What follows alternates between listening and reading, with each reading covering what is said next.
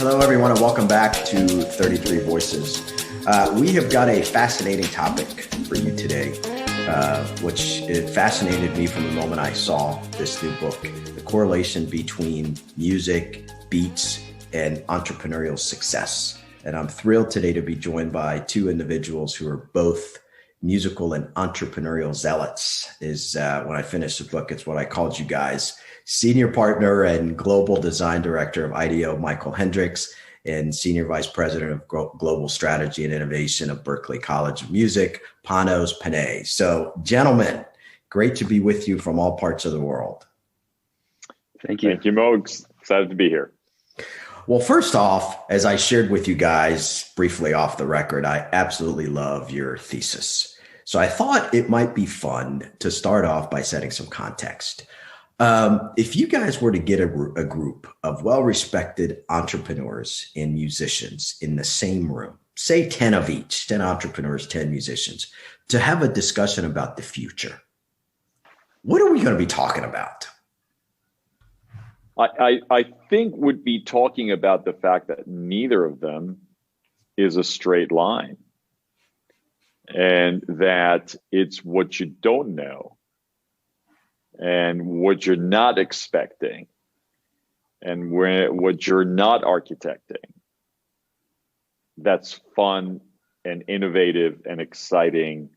And that's the space in which breakthroughs come through, versus what you plan for, what you intentionally go for.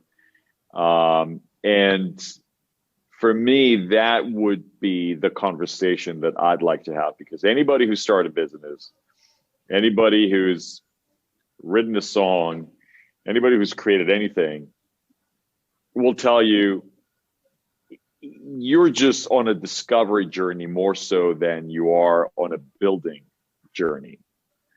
And that's maybe the great undiscussed, untold part of both of these journeys.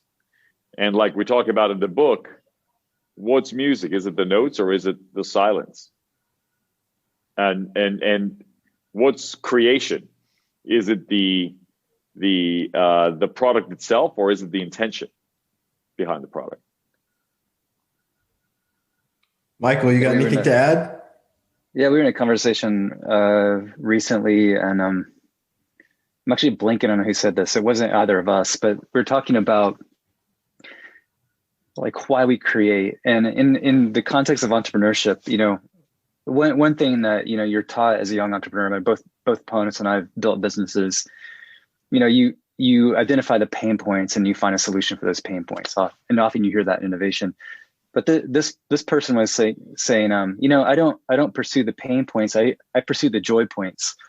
And I loved that. And I think that's actually a genius reframing. It's so obvious, but when you look at what artists are doing, what musicians are doing now, look at all this hype, and it really is hype about NFTs. Unless you're the one that got $50 million for yours, it's not hype, it's cash. Yeah. That is true. But, it's like the people really exploring that in an interesting way are the people finding joy in it and using it as a creative platform, right? The people in it that are out there sniffing out the money, I think will ultimately find themselves trapped in some way. It's not going to be interesting. They're not going to find interesting spaces. And I think I expect us coming out of this pandemic, we certainly have experienced the pain points for the last year. It could be a great moment to pursue those moments of ecstatic joy and opportunity, not for things that are broken, but for things that we believe potentially add more meaning to the world we're living in. So that excites me. And I would imagine if we had that group of musicians and entrepreneurs there, that would be more the conversation of this optimism toward what can be versus trying to fix the broken stuff.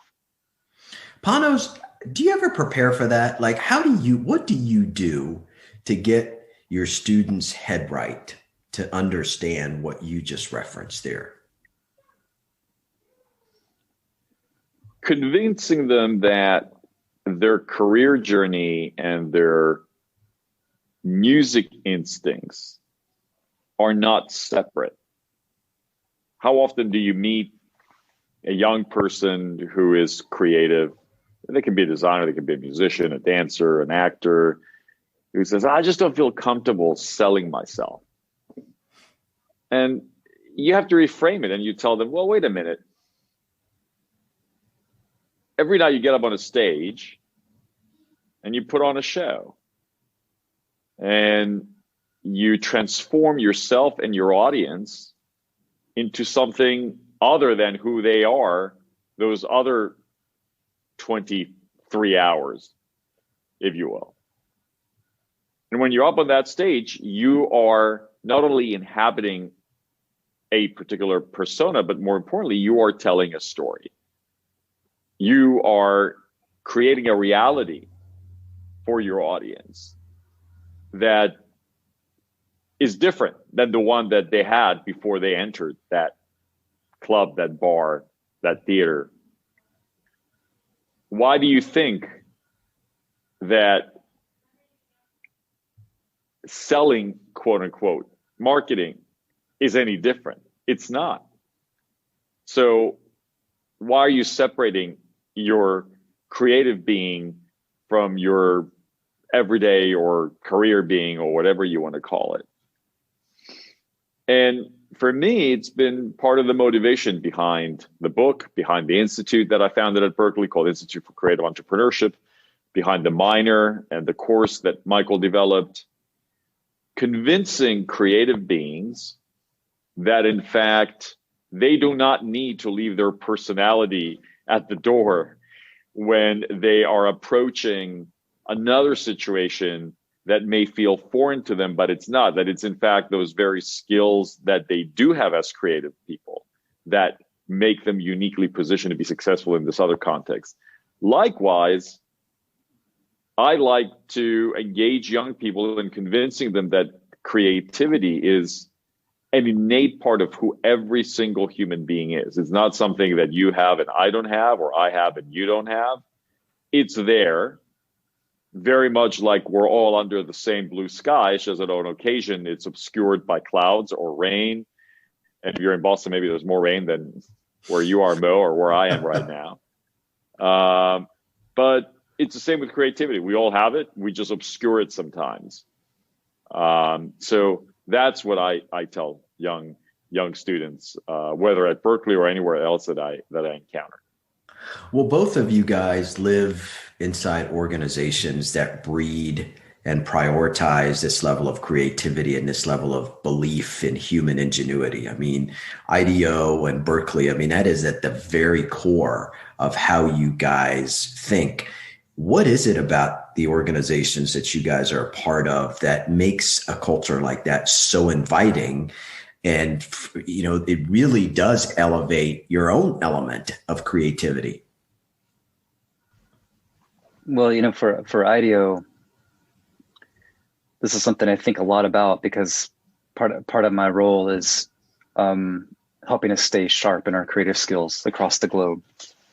And it's very easy for any company to lose sight that their talent is actually the most important asset they have, right? With IDEO, without the consistent quality of talent we've been able to have over the last 40 years, in fact, which is hard to believe, would not exist without that. So, you know, aside from like getting great people into the organization, there has to be a culture of trust that you build, right? And that culture of trust has to exist, because without trust, you will not have people that take risks. You will not have people that are vulnerable, that are willing to critique, not because there's some kind of power dynamic going on, but to critique because they feel like they could make something better, and they don't want to hurt the relationships they're in, right? In a lot of companies, that doesn't exist. You know, the power dynamics are so strong, people are afraid to critique one another. Or if they're not afraid to critique one another, it's usually because somebody's trying to win. You know, my idea is better than your idea.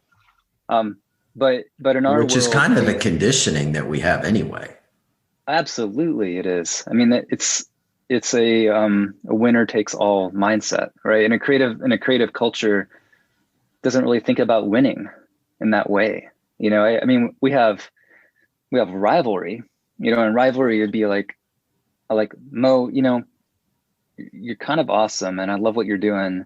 And it makes me look bad to not be as good as you. So I'm going to work as hard to try to be as good as you. Not, I'm going to try to crush you and be better, and stand out better. But that is absolutely critical to success of a creative culture. Panos, what would you add? Well, let me pick up on that, Panos, because I think I want to ask you something that I knew that I was going to jump around with this, but this whole idea of collaboration takes trust. Before we hit record, we talked about some projects that you guys are engaged in other parts of the world where trust is really very difficult to earn. And you almost have to kind of be in the circle in order to earn trust. How do you get strangers to have meaningful collaborations based on that? Well, you mentioned the magic word, trust. So I only know one way of cultivating trust, and that is to get people to shed their build upon personas and armor, and to dare to be real, and to be themselves. And there's many ways to do it. I mean, having ran a company for 13 years, part of the way that I did that is to create spaces where people could interact with each other completely informally, irrespective of title, or hierarchy or function. And musicians do this very intuitively. Paul McCartney can sit there and work with a young hotshot producer, and he knows that the only way that this record is going to come out good is if Sir Paul McCartney, gives due deference, if you will, to the young hotshot producer, that he is there precisely because he believes that through this joint collaboration, something more interesting will come about. So there is an inherent trust. I feel that in business, we get often too caught up in our respective armors and roles and titles and business cards and a sort of paraphernalia that we forget that in order to produce, there needs to be a trust. And hierarchy often breeds distrust in somebody's motivations and somebody's intentions. So I'm a big believer that even in endeavors that we talk about in the book, such as creating Berkeley, Abu Dhabi, that you just have to get to know people. If I know you as a human being, not as an investor, not as a founder, not as whatever, again, stuff we've built on top of those identities, we have a whole different level of interaction, right? So that to me is been part of my methodology, both as a business person and as a creative person, in terms of how you cultivate trust. I trust you because I know you at the end of the day, right? That's what trust means. And it's interesting for me to be in this society here. I've been, since the pandemic, I've been working remotely out of my home country of Cyprus, which is a much smaller society. And long story short, my wife and I were engaging in the transaction where we sold a piece of property. And it's been interesting how there was very few lawyers involved in that transaction. As a matter of fact, the piece of paper we signed were like maybe 1.5 pages long. There was no lawyer present. There was just a broker. But I know that the same transaction in America would have taken about 35 pages, a lawyer who got paid a lot of money from me and a lawyer who paid a lot of money from the other end. And my wife asked me, like, isn't that strange? And I said, well, all these frameworks exist wherever there is absence of trust. Where there is trust, you actually don't need all this padding, if you will, right? You don't need all these protections.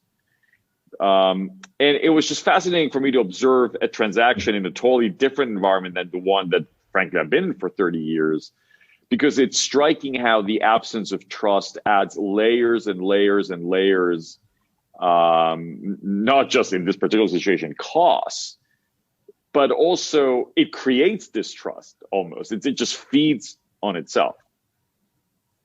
Yeah, and 34 and a half of those pages would probably be things that you don't understand other than the signature page, right? You'd get to understand the bottom of the signature page, but the other 34 and a half, they'd have to explain it to you.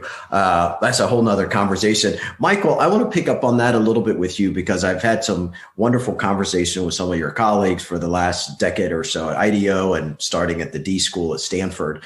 You guys are really, really good at trying to create that bridge. It doesn't matter who you work with or what you do. And I'm curious from your perspective, obviously your own company is a case study, but when I think of Panos, I think about him working with 20, 25-year-old creative musicians. And then you guys are working with, the governments of, nations. Is it more difficult for adults than young adults to build that bridge of trust? Oh, I don't know. I don't know if one group would be more difficult or not. I do think there's certain mindsets, and in that trust, I mean, you need mutual respect, right? And then you need a shared belief in something, a bigger purpose of some kind. And so I think there's different personalities that may find that kind of activity easier. I actually think young musicians find that much easier to do because that's part of the musical mindset is this idea that you can get together and make something bigger than yourself, right? And like if I'm going to play this instrument and you come, I'm going to play guitar, you're going to play drums. I respect you for being able to contribute that. I admire you because of your skills. So great, we're going to come together, use those two things together, or make a song that neither of us could have made before. I think it's harder for people who come from analytical backgrounds, who want to have a defined end before they start, want to know whether there's value there before they start doing something. And I think that could happen at any age, but I think certain industries encourage that kind of behavior more than others. Mm-hmm. One of the things that's interesting that you brought up, Panos, is Paul McCartney. And it seems like almost every time that Steve Jobs would talk about the topic of leadership, he would always say that my model of business and leadership are the Beatles. And people would not know what the hell he's talking about. But he was really talking about exactly what you guys are saying there. We can engage in really good conflict, but that's what makes a great leadership team. And that's what makes a great band. Help me unpack that a little bit. Well, I've been thinking a lot about the Beatles actually recently, because it's striking that these four individuals came together because they were all so different, but they were all exceptionally talented in unique ways that they could function both as individuals but also as a whole. And that's actually quite rare if you think about it.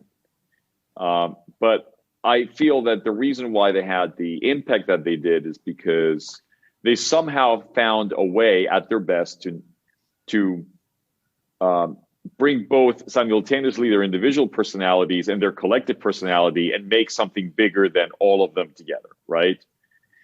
And I think for me, this is part of that you don't need to lose your identity to be part of a whole, but then you also have to be willing to create a new identity as a whole. That's the collective sum and then sum of those identities. And I don't feel that it was both compromise and utter lack of compromise that made the Beatles I think, who they were musically and culturally, really, in many ways. They were unapologetic about who they were.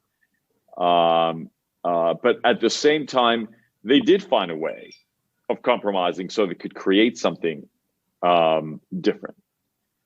And to me, that's one of those lessons. And I don't know if I've heard much about Jobs talking about the Beatles necessarily as business idols. But in looking at sort of what Apple was able to accomplish in his second term as CEO, a lot of it was that. I mean, he managed to put a team of exceptional people together. And it's something that actually Jobs doesn't get enough credit for. I think he gets a lot of credit for his sort of sole leadership, but the magic of Act 2 of Steve Jobs at Apple wasn't Steve Jobs. It was actually the team that he put together, which, by the way, is the team that ended up making it the trillion-dollar company or $2 trillion company that it is today. I mean, gradually some of those people like Johnny Ive and others have left. But to me, that is maybe the biggest lesson. And I feel part of the book, or part of what we cover in the book, is this, that we need to debunk this myth of the soloist artist who just does everything on their own. I mean, maybe Prince was perhaps a truly exceptional individual.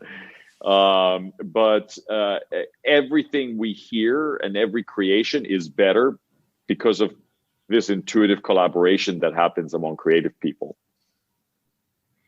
And it's almost kind of a philosophy that you guys, Michael, take into almost every engagement, right? That it's really about the dynamics of an organization. And again, a parallel to that is, as the world, we see Beyonce as the queen, but what I learned from you guys, it's actually far greater than that. Yeah, I mean, she, for example, her song "Hold Up" had 15 songwriters, that contributed to it. And her album "Lemonade" had over 300 collaborators. It's kind of mind-boggling when you realize how smartly she actually chose those collaborators. So, she chose, for example, there's a track with Jack White on that album. She chose Jack White because of him. She could have hired a session player to play like Jack White, because she had this vision in her head of some kind of mashup, between a hip hop song and a rock song. But it wasn't that. It was, I admire Jack White for who he is. I want to see what we create together and make something new together that hasn't existed before. It's different. It's like we were talking about earlier. It's like not really about having, a clear idea of the end in mind, but having a clear idea of what the collaboration can bring. So, in my world, we call that interdisciplinary design or multidisciplinary design. You add a layer of diverse backgrounds, diverse cultures to that. What you're trying to do is get a really strong mix of different opinions and different skill sets and life experience, in order to build something new that wouldn't even been imaginable by an individual. Mm-hmm. Well, naturally, both of you guys are great storytellers, right? Music are 3-5 minute stories, and everything that you guys do are stories. And one of the things that stuck out with me about what you just referenced is you guys walk us in one of your case studies through the Square office in San Francisco, where there are the 13 or 14 different iterations of what their little tiny white thing looked like, to what it is today. And one of the really intriguing questions that you pose in that early on in that chapter is this whole idea of, when you think about starting something, whether it's a transformation, a reinvention, or a new company, you talk about the question, what is the right first step? And that is such an important question, I think, for anybody to consider. What is the right first step? Is there a right first step? It's the first step. It could be anything, for a song, for a business. Just get started. In the book, we talk about this interview that I had with Justin Timberlake at Berkeley. And we often forget that Justin's had a 25 plus year career. Exceptional. At the top. I mean, it's exceptional, right? And I sort of asked him about, like, okay, how does he keep producing stuff, right?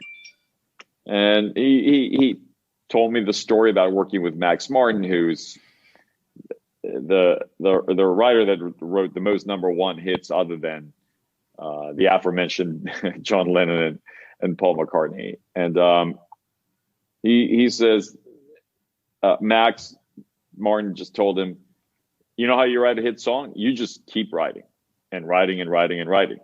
And it's a process more than anything else. And this is where he told me that his motto in the studio is just dare to suck. Just take a step. It's wonderful. Right? Like, don't be afraid. Take a step. It may be right. It may be wrong. But the right step is just the first step. Don't overthink it. Don't over plan it. Just take the first step and the next step. And I like to run in the mornings, and I will tell you, man, every single run, the first few steps are like, I can't believe I'm doing this. Amen to that, brother. Amen to that. What is wrong with me, man? And then, all you keep saying is just if you just keep running, eventually, it takes me about 15, 20 minutes, but eventually you forget that you're running, and then eventually you experience what they call a runner's high. And there's no better feeling than at the end of that, right? But if you don't take that first step, you stop. You just don't run, right? And I think it's the same with creativity. I think it's the same thing with anything. You just do it. Yeah, Michael, when you go into an organization or where you're engaged in a project, how do you think about that question? Well, I'm most interested in learning and defining possibility. So I think the challenge most organizations have is they want to have the right answer to take action. And I've alluded to this earlier in the call. The reality is the first step, you got to be brave enough to take it. But you can't be precious about what it is, because it's usually wrong. It's usually, it could be 50% in the right direction. It could be 80% in the right direction. It might be 20% if you didn't do enough listening at the beginning. But no matter what, you're going to have to pivot another direction at some point. And I know that from my own experience as an entrepreneur. In the early 2000s, I started a software company with some guys, and we thought, the way this business is going to work is we're going to license seats, right? A very, very 2001 mindset. And after about a year, we had sold all the seats we possibly could, and we still weren't making enough money. It's like, this thing's not working. We've got to you can sell enough seats for a year, and then we're like, there'll never be enough people in this industry to buy the software we want. So we're going to have to redesign the business model. So we had to go back, and over the course of the next 3 years, change that to a software as a service model with a recurring revenue line that will allow us to actually take back all of the seats of software we had sold, own it in-house, and then offer a service to everybody that wanted to get the benefit that the software had offered. That was extremely painful because it set us back. It set back all of our plans, our 3-year plan, our 5-year plan. Our investors were like, we thought you guys had it figured out. And we're like, well, we screwed up, but we didn't give up. It's like Pano said, you keep running until you get the high. That's what we had to do. And it was painful. It was painful, but we would have never known that had we not taken the first step, if we not had noticed what challenges we could solve with our software, our creativity. So most companies aren't willing to do that. Like when we go in and work with the company, they hire us to innovate in a new space that no one's working in yet. We think there might be an opportunity with this particular demographic. We don't know. What could we put there? What new service? It's not hard actually to define what those opportunities are. And you can even design the business as it needs to exist day one. You can help, we often help find the staff that need to run that business. We create the organizational plan, the business model, the service strategy, the user experience. But we always say, it's not as if we just delivered to you the solution. What we delivered to you was day one. And now it's up to the people that you've put into that organization to be willing to adapt and evolve with the challenges that come ahead. And that will take continued investment from you as you learn and as you grow. Companies have a hard time doing that right now because they don't want to invest in the timeline that it takes. Maybe they didn't budget properly when they said they really wanted innovation in the first place. Maybe they don't have the right talent within the organization to make that grow as they need. But they're all the realities that we're facing regularly. Yeah, I mean, we could have an entire masterclass on that, but for the sake of time, I'm going to ask each of you one last question, and hopefully we can pick this up at some other point. Panos, you're the musical genius here. When you think of somebody, very broadly speaking, right? When you think of somebody like Miles Davis, what makes him so singular? Well, Michael is actually a musical genius because he's a guy who's much more active playing music than I am. For me, Miles is singular precisely for the reasons that I mentioned about Jobs in Act 2. He was brilliant at picking the people around him that enabled him to transform himself time and again throughout a 50-year career and never sounded the same and always sounded the same. You can always tell the Miles Davis note, but I dare anybody to give me 2 Miles Davis records that sound exactly the same. None. Miles is one of the rare artists that most artists have one masterpiece in them. Even the best. Miles is maybe the only artist that I know that has 3 or 4 masterpieces where there were truly game changers. Kinda Blue, Bitches Brew, on and on, right? Porgy and Bess. Sketches of Spain. It goes on and on. And I think that was a singular brilliance. And you know what? If you ask 100 people, 99% of them won't give you that answer. They'll tell you about all the stuff he's doing as a soloist with his trumpet. But in my view, what makes Miles Davis brilliant is his amazing ability to pick people. Which is obviously something in all our personal relationships, certainly, and professionally. Michael, last thing for you. Obviously, there's a whole lot of stuff in this book about mindset. There's a whole lot of stuff that you guys do at IDEO that are all about mindset. And Panos, you guys are teaching kids and these musicians mindset. And it's a topic that's talked about a lot. Yet you don't see the changes that come with it inside organizations. What are some effective ways that you guys have been able to truly look back and say, hey, 5 years ago, we got started in this project and the mindsets inside these organizations continue to grow?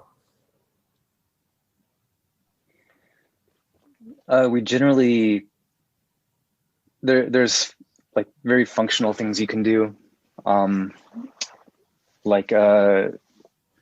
companies break out of the mindset that departments are the best decision makers for their field. Like, you really want to do is create cross-functional teams that can, maybe you create a cross-functional team that's made of marketing, finance, operations, sales, to talk about marketing. You just don't leave that to the marketing team. Same thing for operations. You don't want to leave all their operational decisions just to the operations department. So starting to build a belief in this multidisciplinary, cross-disciplinary, cross-functional idea that we talked about. But we also generally start small. So what we do with most companies, we start what we call a beacon project, which is what we want to do is create a rapid proof of concept that you as an organization can work differently than you knew you could, and that you can get something to market faster than you ever believed you could. And so we'll work with them to figure out what that cross-functional team is across the organization. We'll define what that success could look like within a year. And then we'll help them build the capabilities or the network to deliver upon that. And what most companies need is that first new thing in the market that gives them the belief that they can be different than they have been. And then the challenge for most of those organizations is, sometimes you'll hear the metaphor of, you have the ship, you're going to put the tugboat in front of the ship, you're going to let the tugboat pull the ship in a new direction. I don't think that actually works. I think what you actually end up doing is you build the tugboat, but you just keep making the tugboat bigger and bigger and bigger till it's bigger than the ship it was pulling. And that's the strategy, because I think the muscle memory in organizations is just so strong that it doesn't really allow for new ideas most of the time. And so you have to create new strategies to allow the ideas to gain strength outside of the orbit of the mothership, so to speak, so that it can thrive on its own. Hey, I love both of your temperaments. I love, how you think, and I'm so appreciative for the work that you guys are doing. And I just think most importantly, this is a topic that I hope you guys continue to build on, because I just think it's the current reality. Thank you, Mo. Thanks. Yeah. Thank you, guys. It's fun.